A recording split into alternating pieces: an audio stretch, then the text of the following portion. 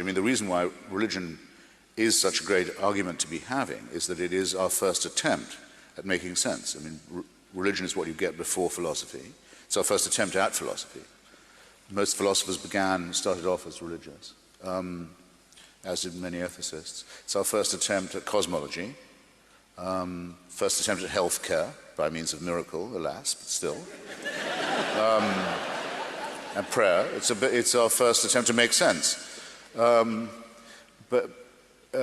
science doesn't completely replace all those questions, but it says that there's no need for a supernatural attempt to answer them. In other words, if you say, because we don't know what the scientific origins of the Big Bang are, which Father Lemaitre didn't know any more than I do, or Einstein did, there must be a supernatural explanation. That isn't logical at all.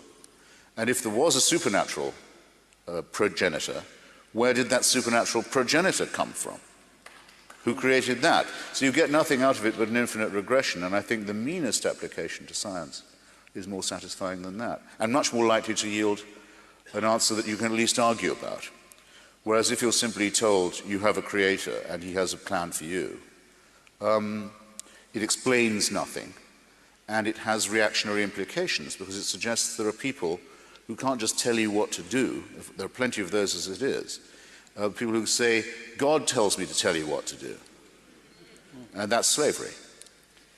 You make this point yourself, don't you, about this infinite regression of creators. And in fact, Aristotle concluded that the logic of all of this would necessitate 47 or 55 gods. Yes. What's the mathematics? I have no idea.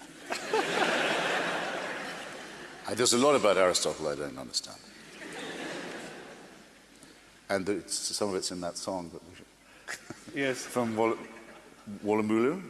Well, I think it was actually the University of Woolloomooloo. Yes. Woolloomooloo, so I knew I was pronouncing it. Yeah, yes. It is. Aristotle was a bugger for the bottle. Yeah, Plato, yes. Never mind. John Stuart Mill, of his own free will, on half a pint of shandy, got spectacularly ill. But Plato, they say, could stick it away. Half a crate of whiskey every day. And of course Aristotle was a bugger for the bottle. Thomas Hobbes was a slave to his dram, and René Descartes was pissed as a fart. I drink, therefore I am.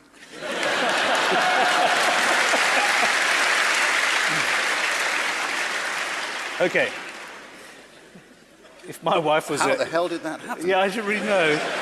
Yes, Socrates himself is particularly missed. Lovely little thinker, but bugger when he's pissed. It's something about the raising of the wrist. There's nothing Nietzsche couldn't teach about the raising of the wrist. Yes, okay. Let's get serious. Immanuel Kant was a real pissant. Very seldom stable. Martin Heidegger was a boozy beggar. He could think you under the table. David Hume could out-consume. Schopenhauer and Hegel. Hegel, yes, there you go. And Wittgenstein was a boozy swine who was just as sloshed as Schlegel.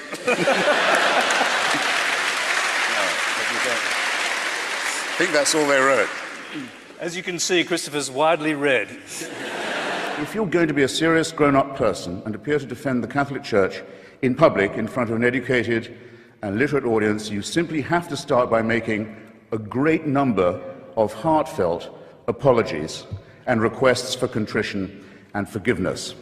Now, you might ask, His Holiness on that occasion, it was March the 12th, 2000, if you wish to look it up, begged forgiveness for, among some other things, the Crusades, the Inquisition, the persecution of the Jewish people, injustice towards women, that's half the human race right there, and the forced conversion of indigenous peoples, especially in South America. And that followed a whole series of preceding apologies, or apologies, I would say, of a kind, made by the late Pope John Paul, who, it troubles me not at all to say, was a very impressive and serious human being. It followed no less than 94, count them, public recognitions on his part of appalling crime and error and cruelty and stupidity and offences to the free intelligence. Joseph Ratzinger, the current Pope, considered by some, by Catholics, to be the Vicar of Christ on earth, says of Indians, of the Indians who were massacred in the course of conversion in Brazil, after the apology had been made to them, He said, nonetheless, it must be remembered that before we came to convert them, they were silently awaiting the arrival of the church. I don't think that's a very genuine kind of apology to you. In his comment, one of the few he's made on the institutionalization of rape and torture and maltreatment of children in Catholic institutions, he said, it's a very severe crisis which involves us, he said, in the following: in the need for applying to these victims the most loving pastoral care. Well, I'm sorry, they've already had that. And to say that this is the responsibility laid upon you by the horrific admission that you've already had to make is not accepting responsibility in any adult sense. When I say child abuse was institutional, how dare I say so? How can I prove it? How can I prove such a thing? Well, I'll ask His Grace, and I'll ask Anne Widdecombe. Where is Cardinal Bernard Law now? Where is he? Where is the Cardinal Archbishop of Boston, whose resignation was indignantly demanded, finally, by 50 members of the Church and by the whole laity of Massachusetts, who also demanded his prosecution for the promotion and protection and covering up and apology for and defense of people whose crimes against children are too revolting to specify. And he's not in the jurisdiction of Massachusetts now, as perhaps you know. He's the Supreme Vicar of the Church of Santa Maria Maggiore in Rome, personally appointed by the Pope to that as well as many other important sinecures. And in 2005, this man, a fugitive from justice and from complicity in the filthiest crime that it's possible for a human being to imagine, was one of those voting in conclave to decide who the next Vicar of Christ on earth will be. I think it will one day be admitted with shame that it might have been in error to say that AIDS is bad as a disease, very bad, but not quite as bad as condoms are bad, or not as immoral in the same way.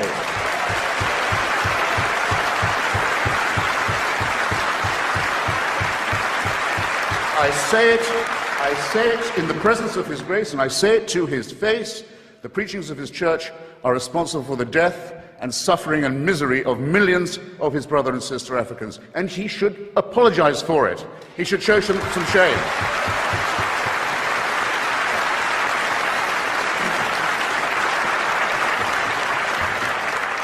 Fourth, for condemning my friend Stephen Fry for his nature, for saying you couldn't be a member of our church. You're born in sin.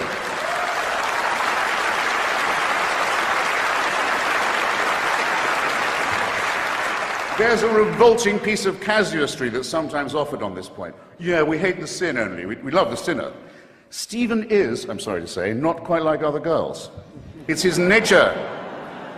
Actually, he is like other girls in that he's, when I last checked, absolutely boy mad. He's not being condemned for what he does, he's being condemned for what he is. You're a child made in the image of God. Oh, no, you're not. You're a faggot. And you can't join your church and you can't go to heaven. This is disgraceful, it's inhuman, it's obscene, and it comes from a clutch of hysterical, sinister virgins who've already betrayed their charge in the children of their own church. For shame, for shame. And finally, under this Pope, as if it wasn't bad enough to try and restore the Latin Mass to gratify the mad fascistic followers of Archbishop Lefebvre, but to begin again to offer remission of sin, as Bishop Ratzinger, the Pope, I'll call him the Pope for heaven's sake, wants to do. If you come to a Catholic youth festival in Sydney, Australia, where I just was, you'll get a certain remission from purgatory or hell. It may be temporary. If you come a lot and you give a lot, you'll get possibly permanent remission from the eternal punishment that they don't know any more about than you and I do. This is the sale of indulgences blatantly, openly. It's the same temptation that was offered to those who set off on that Fourth Crusade that's just been apologized for, and killed all the Jews of Europe on their way, sacked Byzantine Christianity when they got to Constantinople, and then went on to massacre the Arabs and Muslims. They were offered paradise if they died committing these terrible crimes against humanity. But if you see what I mean, therefore, the stimulus to crime, the impetus to crime, the belief in certainty, the belief that a divine warrant entitles you to do whatever you like, is the sin that must be cancelled, that must be annealed, that must somehow be apologized for. Now, I don't wish any, that's perfect timing. I don't wish any ill on any fellow primate or mammal of mine, even if this primate or mammal claims to be a primate in possession of a secret that's denied to me. I can forgive even that because I live in a country where their reign doesn't run, their writ doesn't apply, and they can't burn me and silence me and censor me any more than they can tell my wife she can't use contraception, or any more than they can really tell Stephen that he's a beast.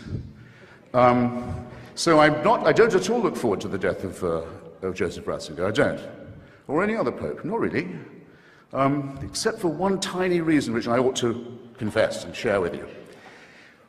When he dies, there's quite a long interval till the conclave can meet. Maybe Cardinal Law will still be on it to pick another pope. Sometimes it goes on for months till they get the white smoke.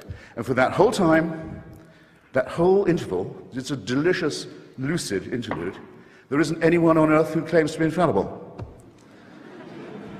Isn't that nice?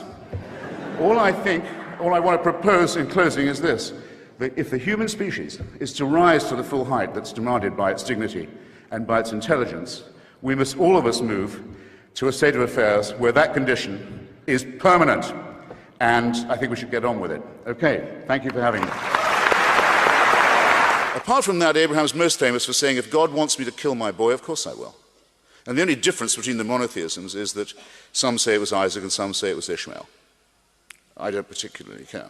But there are annual festivities on the part of the faithful to say, we wish we too were capable of such faith. And we want to beat our breasts in sympathy with those who are. Why do the Jewish people blow the ram's horn, the shofar? Because the shofar symbolizes the ram who is sacrificed instead. The blood sacrifice is the main thing, and there has to be a child involved.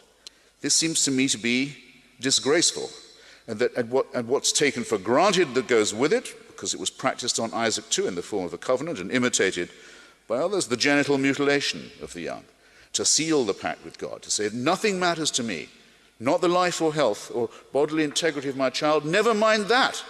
What has to be proved is, without God I am nothing. I'll kill for it, and I'm not just willing to say that, I'm willing to prove it, and I'm willing to use my children's bodies as the theater of this enactment of faith. Well, civilization, in my submission, ladies and gentlemen, begins where that evil nonsense leaves off. And we have to advance the time when more and more people will be able to civilize themselves by outgrowing religion and leaving this awful nonsense behind. And with that, there was a serious motion before the United Nations that saying anything critical of Islam would be criminalized. And that's the end of free speech, and it's very dangerous. But perhaps you want to comment on that, because I think you're probably much more astute observer of it than I am. The United Nations non-binding, so far non-binding resolution, which is carried now for 3 years, it was carried again this week, sponsored by Pakistan, a country for which we pay. It isn't really even a country, barely even a state. It's a construct of Muslim partitionism carved out of the body of India.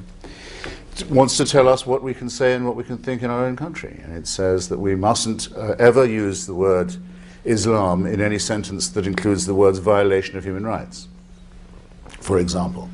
Now this is in the week when the government of Pakistan has handed over to the Taliban its most fertile valley, this valley of Swat, 100 miles from the capital, Islamabad, and said, you can run this valley, militarily and legally. You can have Sharia law, and you are the police and the enforcers of it. And you can close all the girls' schools. But we can't say that your religion is anything to do with the violation of human rights. It's preposterous. Resist it while you still can, and before the right to complain is taken away from you, which will be the next thing. You will be told you can't complain because you're Islamophobic. The term is already being introduced into the culture as if it was an accusation of race hatred, for example, or bigotry, whereas it's only the objection to the preachings of a very extreme and absolutist religion. Watch out for these symptoms. They are not just symptoms of surrender, very often ecumenically offered to you by men of God in other robes, Christian and Jewish and smarmy ecumenical. These are the ones who will hold open the gates for the barbarians. The barbarians never take a city till someone holds the gates open for them. And it's your own preachers who will do it for you, and your own multicultural authorities who will do it for you. Resist it while you can. And if you wonder what will happen if you don't, look and see how a cricket team in Middlesex in England had to change its name by force last week, because it was called, and had been for years, the Middlesex Crusaders. Look and see how stories about little pigs can't be taught to children in English schools anymore, lest offence be taken by the religion of peace. Did you ever, as a young man or a boy, actually have any religious faith? I'm terrified that someone here might have bought my book and have read my answer to that question. If you haven't, by the way, it's available at fine bookstores and everywhere. I never did. I think a lot of people have the same experience as me. I wasn't maltreated by any faith or any church or anything like that. I didn't have a reverse Damascus of losing my faith. What I did was more like discover that I didn't believe. I think probably there are a fair number of people here who know what I'm talking about, who had the same experience. The way I discovered it was this. I had a nice teacher called Mrs. Watts, an old trout. When I was at a boys' school in Devonshire, I must have been about 10. And she was our nature teacher, nature walks. Come on, boys, show you different kinds of tree, flower. I used to know the difference. Bird, that sort of thing. But she was also our scripture teacher. I used to enjoy scripture lessons because it was my first, I didn't know this, but it was my first work as a literary critic. I was going through, one day Mrs. Watts made a fatal mistake, and she tried to combine her scripture teaching with her nature teaching. And she said, swept away by faith, she said, and boys, you notice how beautiful the greenery is. The trees, the fields, the shrubs, the leaves, all, they're lovely shades of green, which she said is amazing because it's the color that's the most restful and lovely to our eyes. So God must be very good, because imagine if he'd made the leaves and the grass orange or purple or something really clashing and horrible to the eyes. But he didn't. He made it green, which is much nicer. And I thought, I was 10, I thought, that's bullshit. I didn't know anything about chlorophyll, say, then. And I could never get over it. I started to notice more and more discrepancies and absurdities. And you know how it is, you can't be a little bit heretical. That's partly why I favor compulsory religious instruction in schools. Because I know of no other way to guarantee the steady mass production of atheism among the young. But at least there was one thing you could say. Nobody said, well, why don't we give them what they want, the boss? Why don't we just surrender? Why don't we look for the root causes of their grievance? There was at least none of that bullshit. And there won't be any of that bullshit anywhere where I can raise my voice either. Say it once, so not to have to say it again. You do not deal yourself a hand in the conduct or formation of British foreign or defence policy by putting a bomb on a bus in Tavistock Square. You do not. Final. Do I have to say it twice? No. Will I listen to anyone who says that we should? I certainly will not. I certainly will not. And nor should anyone else. And the Prime Minister will not do so. And what people ought to realise is that there is indeed a connection between this and the Iraq War. The same people did this at King's Cross and Edgware Road and Aldgate last week, who last Friday blew up 24 school children in Baghdad. Yes, of course there's a connection. We're fighting the same people. And they will rue the day.